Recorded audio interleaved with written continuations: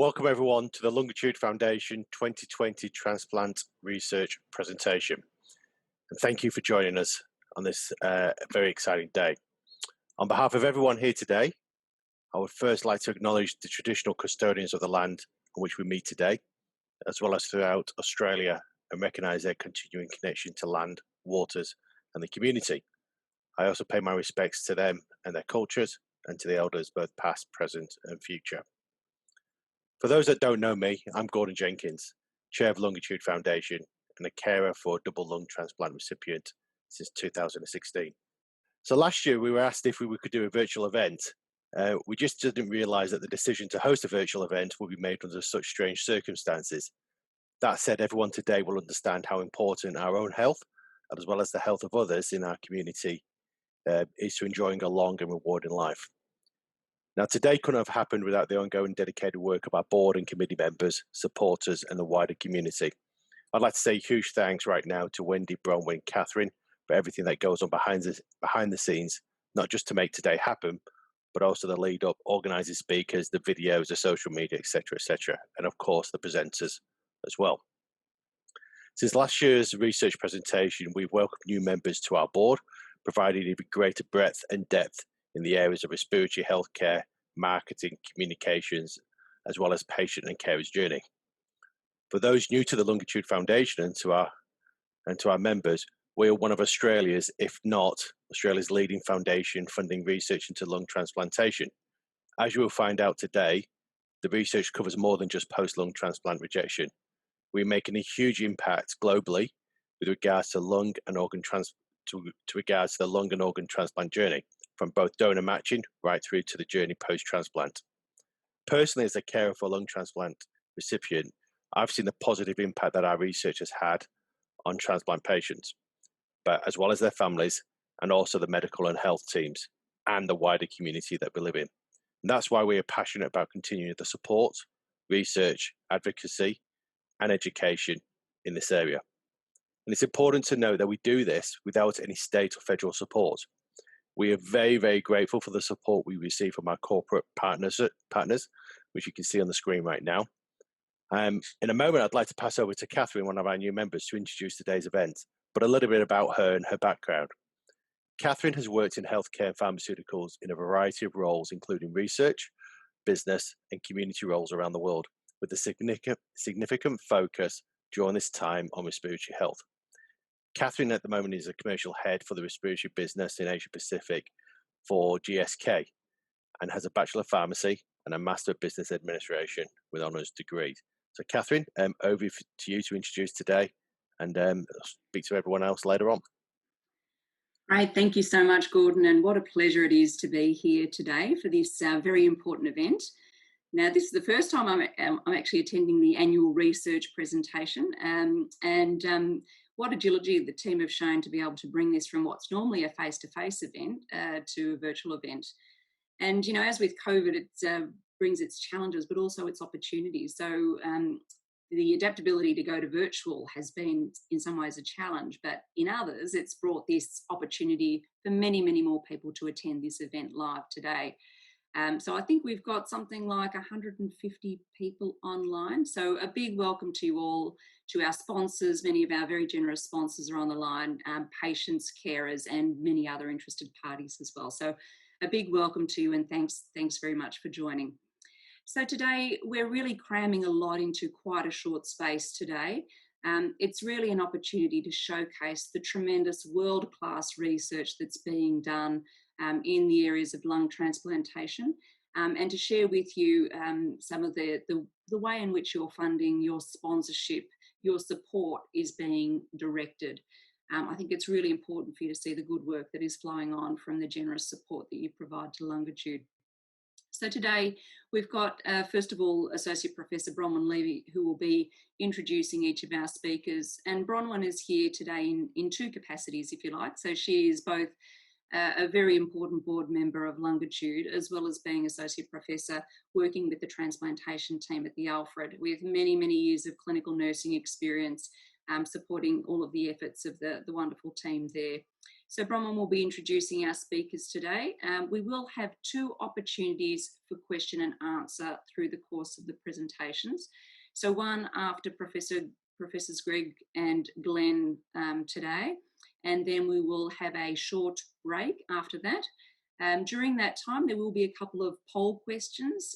We have a 5-minute break, but 3 questions or so for you to respond to if you have a chance. Very, very simple questions just to give us an idea of who's attended the session today. And then our final 3 speakers as well will have a final question and answer session and then a conclusion and thanks at the end of that. So this all needs to happen in quite a short space of time. So we will be keeping our speakers to quite a short time today, but as I said, plenty of opportunity for you to ask questions at the end of those sessions. The sessions will be recorded today as well, so for those of you who are not able to attend for the full time, or for people who wanted to join, people you know who weren't able to join today, the recording will be available later as well. So I think we can maybe move to the next slide, please, Wendy. Great. So just a little bit of housekeeping before I hand over to Bronwyn. So first of all, you will have noted probably already that your audio is muted and your videos are off. So the way in which you'll ask questions is through, at the bottom of your screen, you'll see a question and answer bubble icon. That's the way in which we request that you ask your questions today.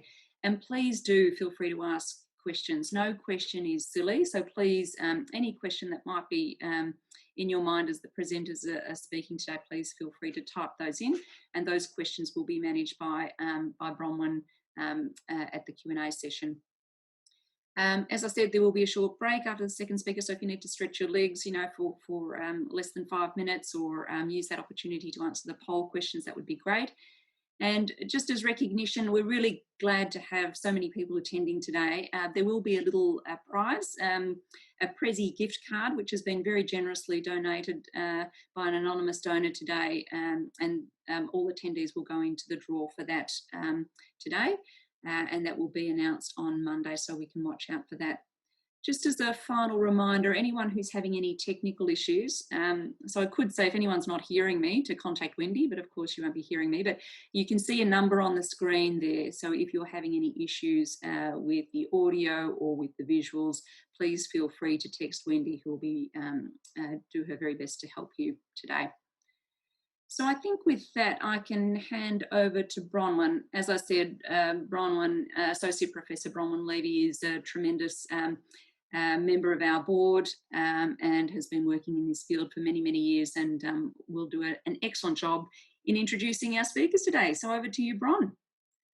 Thanks very much, Catherine, and welcome everyone to today's and the first ever virtual Lungitude research presentation. So our first 2 speakers are, the first one is Professor Greg Snell, who is the medical head of our lung transplant service and a professor in the Faculty of Medicine, Nursing Health Sciences at Monash. Greg has been the head of our service for more than 25 years. He commenced his lung transplant training actually in Toronto back in 1992 and has been back working at the Alfred ever since then. He has been involved with many aspects of clinical lung transplantation and clinical research, and is really a key champion for extending the use of donor lungs and getting more patients transplanted. And the second speaker will be Professor Glenn Westall, who is also a highly regarded specialist in advanced lung disease and respiratory medicine, specifically in lung fibrosis and lung transplantation, and head of our pediatric transplant program at the Alfred. He sits on a number of local and national and international committees as well, and he is also one of the key leaders in our research at the Alfred in our lung transplant program. So I'm going to hand over to Greg first as our first speaker and get him to start sharing his screen. I'm going to be talking about the impact of COVID on transplantation and lung transplantation in particular. So if you look at the big picture of COVID, and on the graph on the left-hand side, you can see that the numbers per day have steadily gone up over this year on a world level. So it's clear the problem is steadily increasing. It's not flattening out. If you look at the Australian numbers per day by comparison, the columns, the axes of 700 versus 300,000 is a pretty dramatic difference. And we've gone up and we have come down, at least at this point. If I then add an arrow here to show that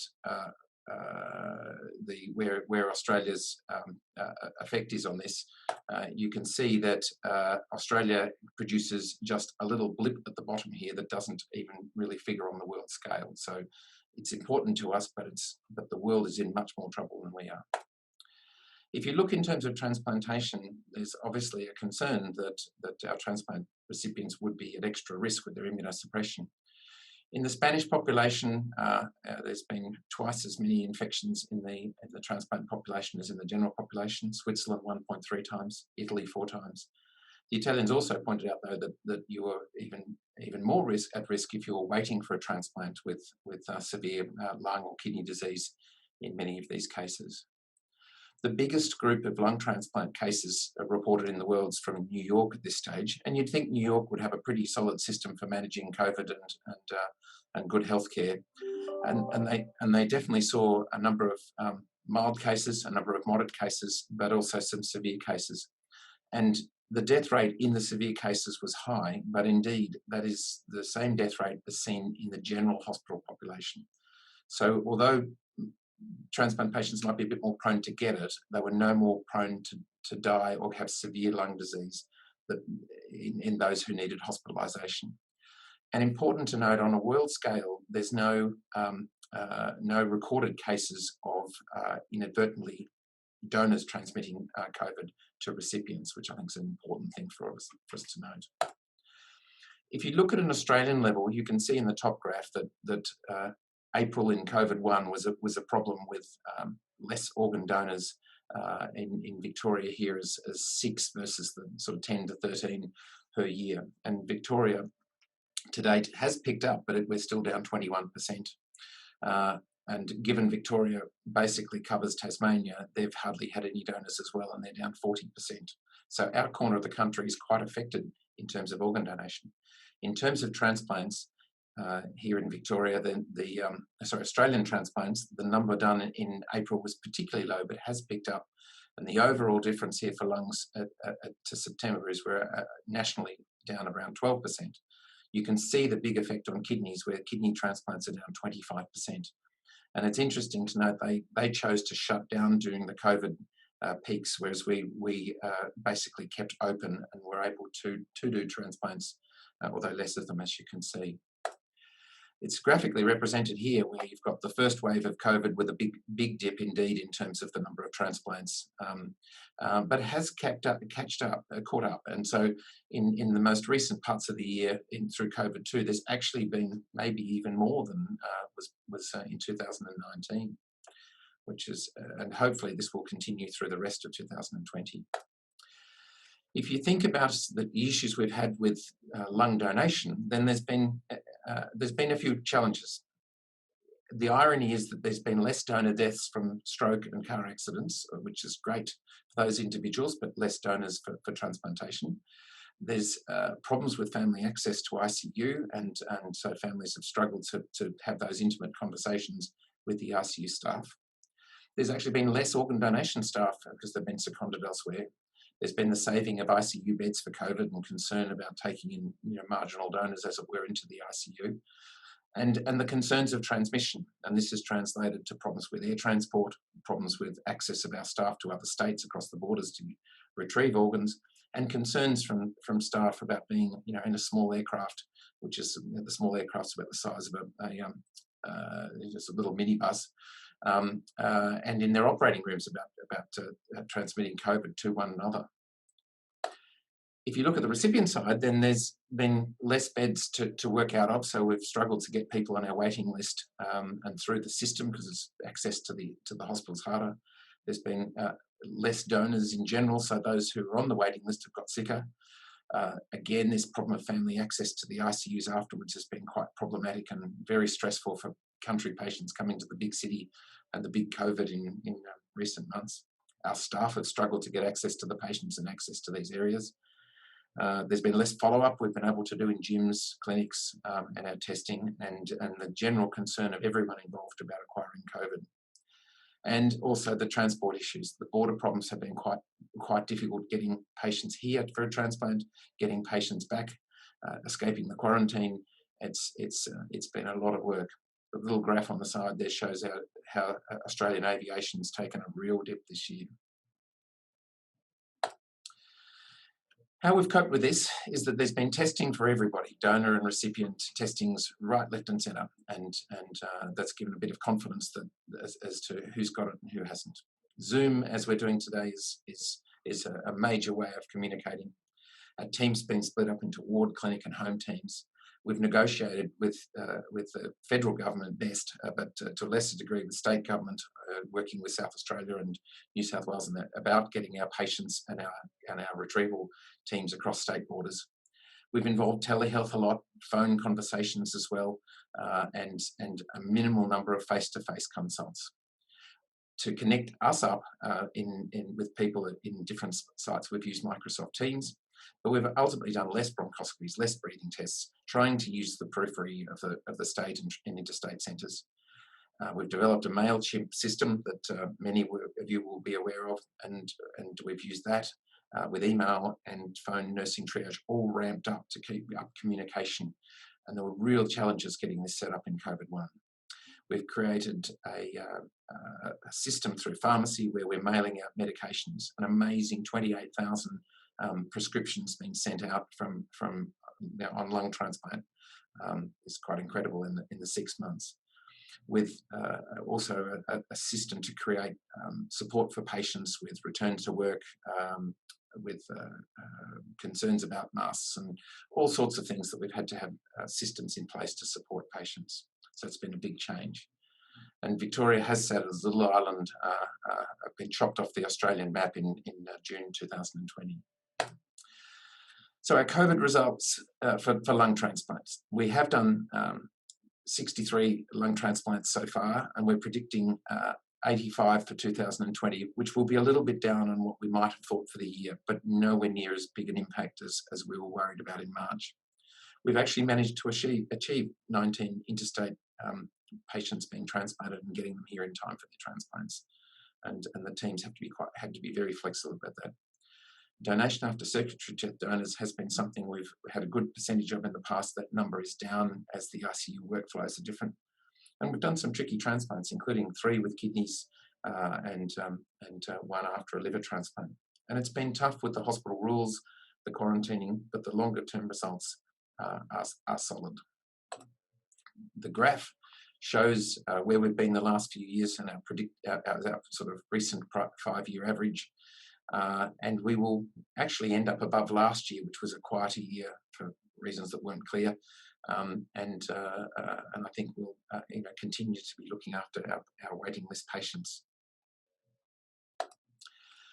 So what's been the COVID story? Well, there's actually one lung transplant case of COVID who is someone from Victoria. But interestingly, they had tummy symptoms and fatigue, and the lungs were not the problem, and they basically got better. And if you look at that, that's actually half the rate of the general population. So if you recall about the second slide, I showed that in other places, the risk to our transplant patients was somewhere between 2 and 4 times the general population, whereas fingers crossed we're under that here. But our clinics have shown, our telehealth clinics have shown that we're missing all sorts of things that people are not presenting with, or that things are being slowed down coming through the system. And there's all sorts of things. I was struck by the statistic that Victoria has 30% less of the standard diabetes tests being done this year. And you think, diabetes, blood pressure, colonoscopies, etc., are being left off. And if you think about the COVID story, there is actually a number of peaks that we're going to see. We've seen the first peak of the morbidity and mortality of a nasty viral disease. The second peak of delaying the treatment of cancer checkups, of blood pressure checkups, etc., is upon us, and we're going to have to think about that. But then there's this third peak of things that's all been put off from 2020 that's going to be problematic. And over the top of this is the stress of all of this. The fact that we're all going to be in some form of lockdown, at least inside the healthcare systems, looking for COVID for the next year under every rock we find. It creates a stress. So what's next? Well, the world COVID incidence graph is climbing at the same rate. The disease is still here. The number of deaths is not rising in proportion. I didn't show that, but that's representing better supportive medical care and keeping COVID from the elderly in general and from the at-risk patients, as has been done very well by the lung transplant patients around the country. We're still at risk of a third and fourth wave. We don't know if the vaccines will work, and we don't know who's actually going to get it. Do you vaccinate the healthy people or the at-risk people? And getting it early is still probably the second part of 2021. This is an up-to-date slide showing COVID vaccines in the USA. And you can see that there's a lot of people working on these preclinical vaccines of all sorts of different types. And that's the other point. There's a lot of money, a lot of put into this, a lot of money to be made, a lot of lives to be saved. So there's a lot of different technologies. Interestingly, the only people who actually got something out the other end that's approved are the Chinese and the Russians, and they're actually vaccinating their armies and military, which is a bit scary. It's interesting to see that a couple of those that are close to being available to the public, at least in the US, and I think will flow onto us, are associated with using viruses to get into the body, and we'll have to be careful about them causing any troubles, particularly with the lungs. It's also described that you'll need 2 doses of a given vaccine 4 to 6 weeks apart, a bit like we do with the flu, and we may even need multiple vaccines, but that might work okay because they're clearly different types of vaccines that will work in different ways. So maybe the vaccine story will take a little longer than expected, but there's a real possibility, I think, in the longer term of this being a successful strategy. I've got the US COVID strategy. I'm not aware of an Australian COVID strategy, and it's interesting to look at because what they're describing is doing the first group of people are the healthcare workers and critical industry workers who will be vaccinated so as to keep the power going, keep the health services, etc. In America, they sneak in the high-risk populations in here, although the way this was described was that this was the American military in here next, and then the high-risk populations and other workers, and as I say, the military get a mention in each of these other populations. And that's a third of the American population sort of to this point, and then the rank and file get done over time, and it will take about a year. I think the same broad pattern is probably true of Australia, although they haven't announced exactly what they're going to do. And I think it will take us a year, and it will start most likely in the second part of next year. It's not immediately in front of us. So in conclusion, COVID is a serious problem, obviously best avoided. Our transplant patients have been very clever in avoiding it so far with the strategies that have been put in place. And we have to not forget that there's all these other health issues that affect us all that we need to keep working on so that there's not a phase of that problem. Meanwhile, we must think about what other things we can do to protect ourselves for any other waves that come along, with the hope that doesn't happen. And we must talk to the government about who's getting access to vaccines and how we're going to do that. So a big thank you to all of the staff, all of the patients who are out there. Everyone has been patient and supportive and flexible, and a special thank you to Lungitude for the great job they've been doing. So thank you. Great, thank you so much, Greg, for that fantastic talk. And we're going to move on to Glenn Westall now. If Glenn you can start sharing your screen, please. And Glenn's going to give us an overview of lung transplant research. So in the next 10 minutes or so, I'm just going to give you an overview of the research program. And a lot of it is about trying to defeat what is called chronic rejection. And this is what develops years after transplant and is the major reason why there is limited survival following lung transplantation. And the problem with chronic rejection is that once it's established, we really have very limited treatment options. And whilst there is some research in the area, we've moved away from that as being our main focus. And indeed, what we try and focus on is, the principle being that prevention is better than cure, is trying to look at the risk factors for why people develop chronic rejection and trying to manage those. And that extends early post-transplant, but also to issues around the transplant operation and also pre-transplant. And we're doing a lot of work looking at recipients to get a better idea on trying to predict patients who do well. We have a real focus on having identified someone who needs a transplant to really try and identify the best possible donor so they can get the best possible outcome from their transplant. I mean, a lot of our work is looking early post-transplant, looking at the immune system, but trying to better control that so that we don't get rejection. And also, a lot of research in the flip side of that is that when we immunosuppress our patients, they become at risk of infection. And I'll talk a little bit more about the microbiome and CMV, but it's been a major interest for a number of years. And also some work on lung function, which is our key way of monitoring the health of the lung transplant following the surgical operation. So before transplant, what is the research we're doing? Well, this is a focus of particularly of this year, where we're trying to better identify recipients who are going to do well for transplant and conversely predict those who may not get a good outcome from transplant. Many transplant centres around the world have an arbitrary cutoff. They say that we don't accept anyone above the age of 65, others say above the age of 70.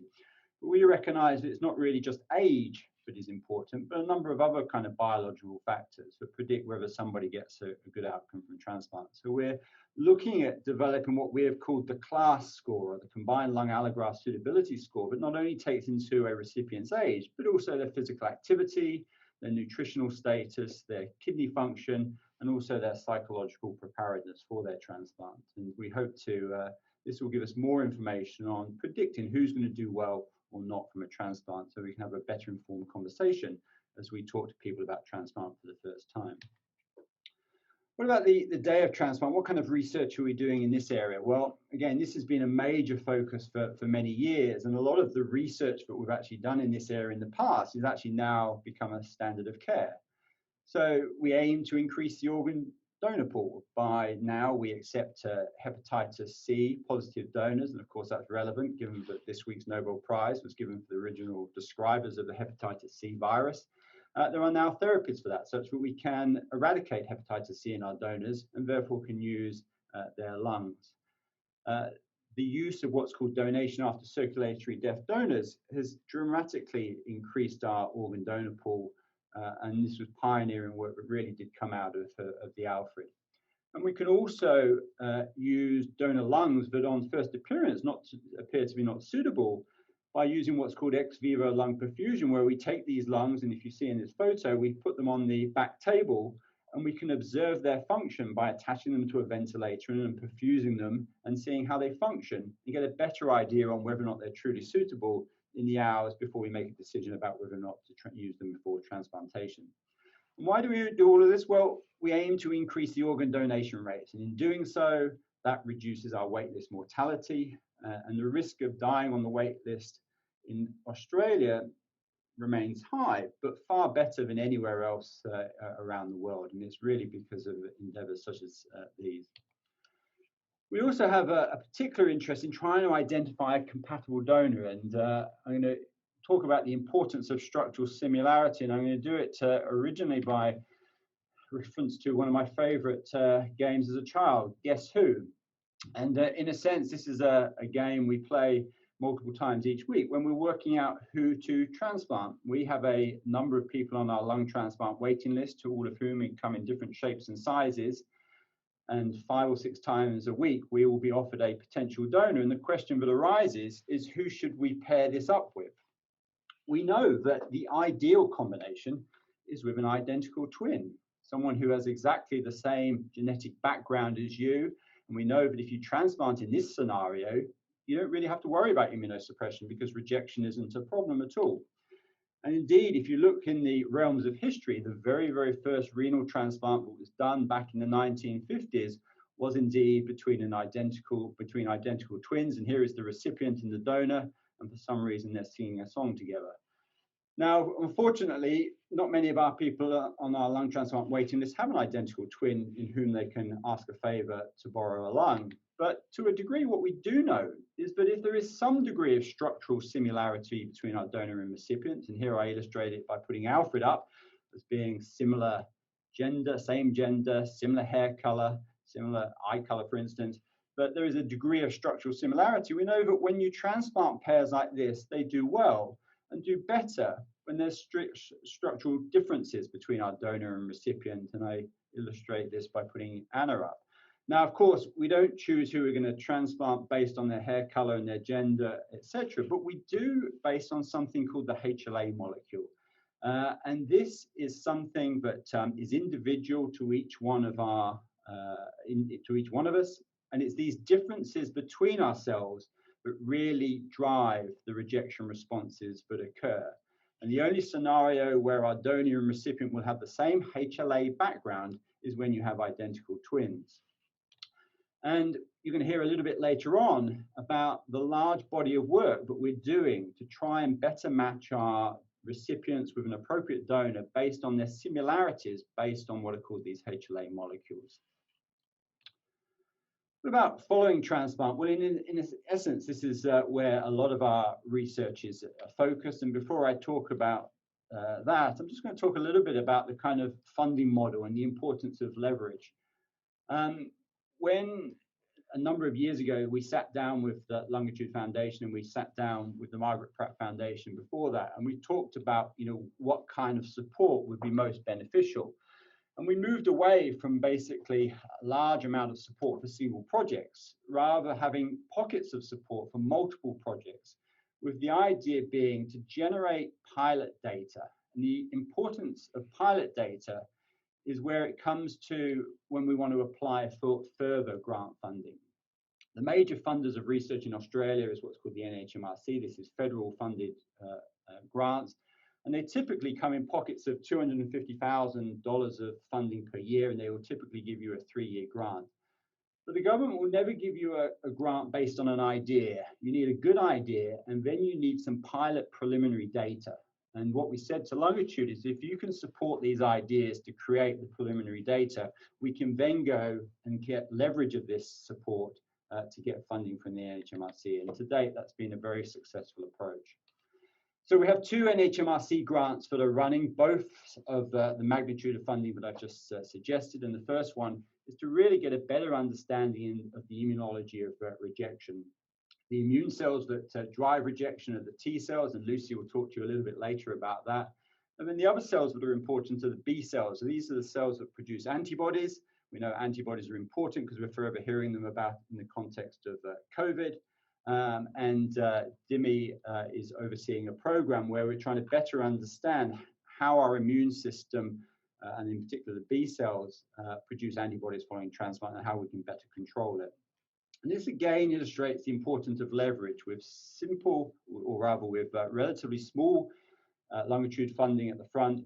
We're able to then get NHMRC funding, and we now have a major program where Dimi oversees the work of 3 other individuals, Joanne, Eliza, and Rohir, to better understand how B cells produce antibodies following transplantation. And I won't go into the detail of the actual science, but time doesn't allow for that.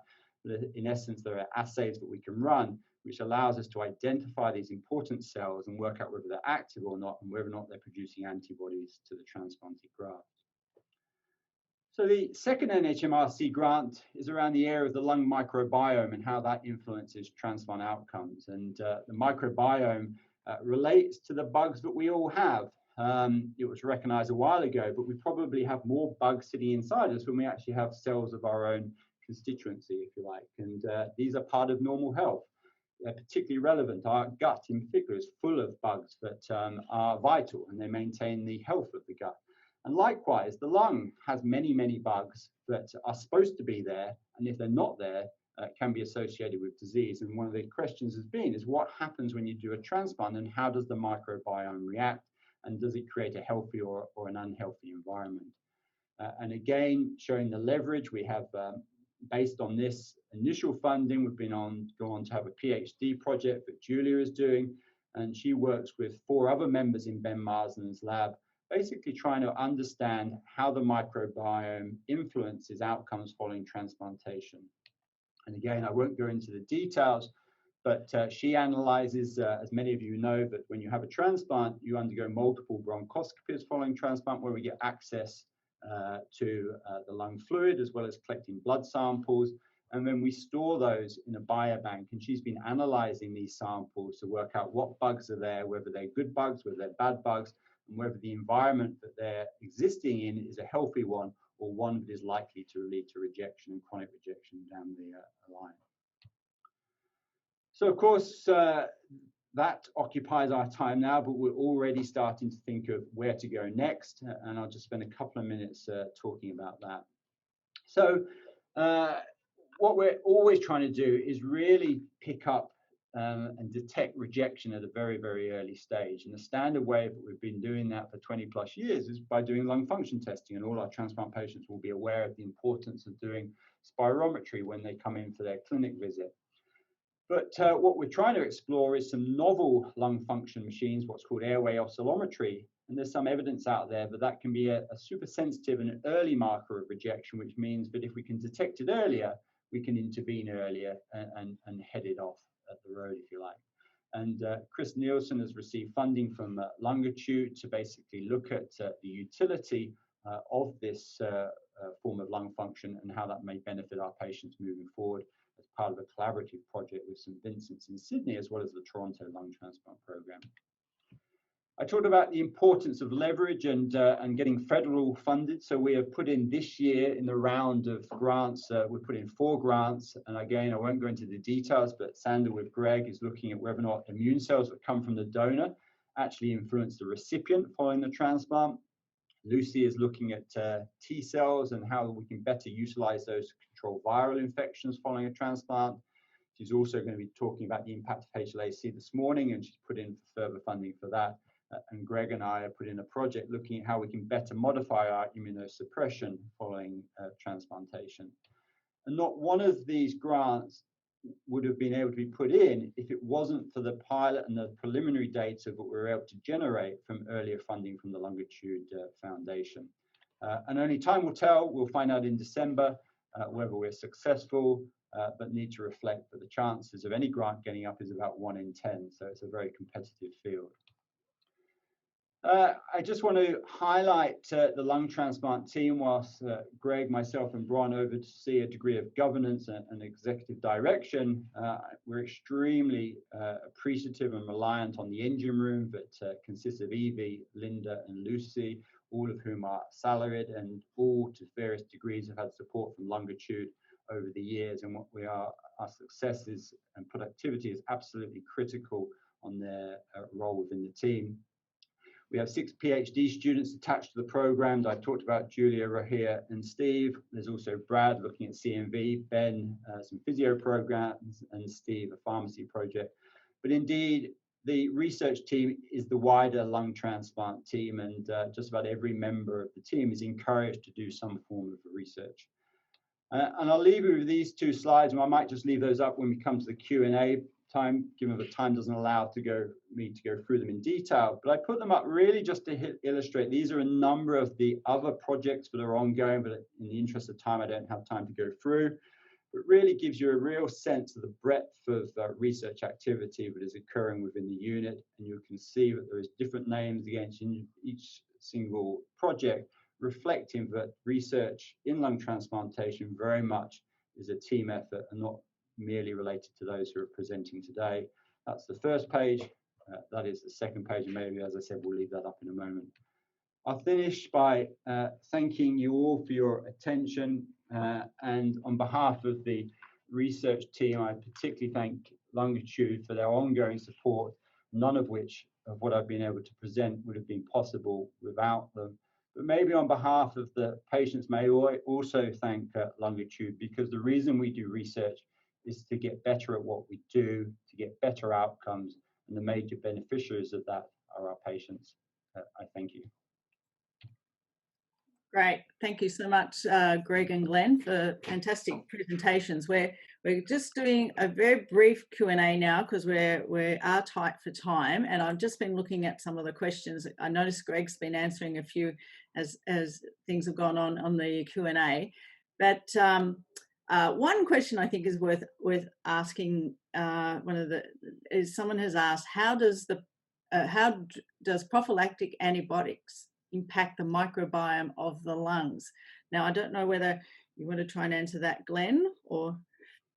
Yep, so we do have some preliminary data that shows that the microbiome, in essence, disappears for the first couple of weeks, whilst every patient receives antibiotics during that time. And then as we stop the antibiotics, the healthy microbiome returns to the transplanted lung.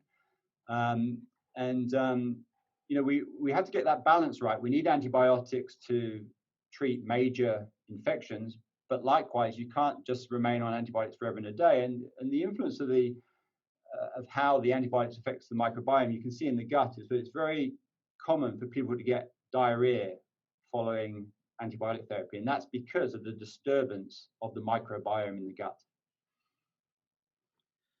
Great, thanks. There's lots of other questions about return to work, which I think we probably haven't got time to answer, but we will actually respond back to all of the questions and let people know about returning to work and what our advice will be. So I think... just jump in there, Bron. I think the return to work stuff is fairly individualised. It depends, in summary, on the risk in the community, the exact job, and the exact way people are are managing their lives, and requires a bit of a detailed conversation. But it's a very good question. Thank you. Perfect. So I think with that, we go to our first break. So as we said, 5-minute break, which brings us to 20 past the hour. But as you go, and this is an opportunity for you to stretch your legs, etc. But as you go, if you wouldn't mind, please, to have a look at the poll questions. So down the bottom of your screen, you'll see a little icon with polls. 3 very quick questions just to help us understand who's actually on the call today. So if you wouldn't mind answering those, and we'll be back promptly in 5 minutes, ready to go. Many thanks.